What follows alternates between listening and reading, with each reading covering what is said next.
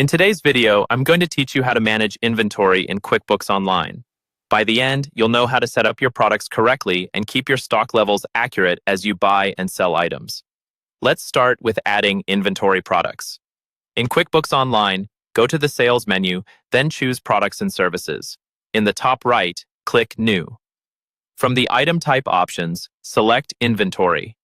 This tells QuickBooks that this product is something you physically keep in stock and track quantities for. Now you'll see a form with several fields.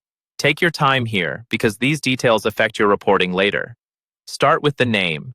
Use a unique, clear name for the product so you and your team can easily recognize it. Next, enter the initial quantity on hand. This should be the amount you physically have in stock right now. It's a good idea to double-check this with a quick count because this becomes your starting point in QuickBooks. You'll also see an inventory asset account.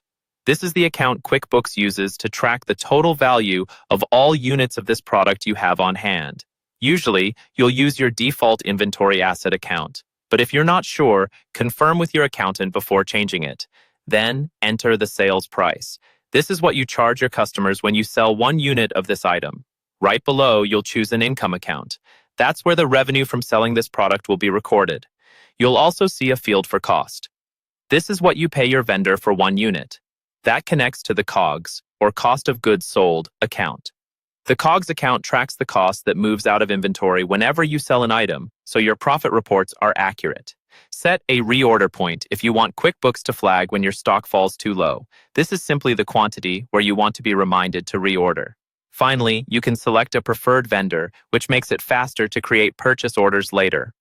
When everything looks good, click Save and Close if you're done, or Save and New to add another product.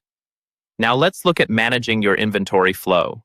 When you need to restock, you'll purchase inventory. From your products and services list, you can create a purchase order and add one or many items to it. Send that purchase order to your vendor. Remember, a purchase order does not change your inventory quantity yet. Your counts only update when you record that the items were received, typically on a bill or a check. When you sell inventory, create an invoice for your customer. As soon as you add that inventory item to the invoice and save it, QuickBooks automatically reduces the quantity on hand for that product behind the scenes. Over time, your physical stock might not match what QuickBooks shows, maybe due to damage, loss, or data entry mistakes. In those cases, you'll make an inventory adjustment. Click the plus new button and choose Inventory Quantity Adjustment. Select the product, then enter the correct new quantity that matches your physical count. In the memo field, briefly explain the reason, like year-end count or damaged goods. When you're done, click Save. Following these steps consistently will help keep your inventory accurate and your financial reports reliable inside QuickBooks Online.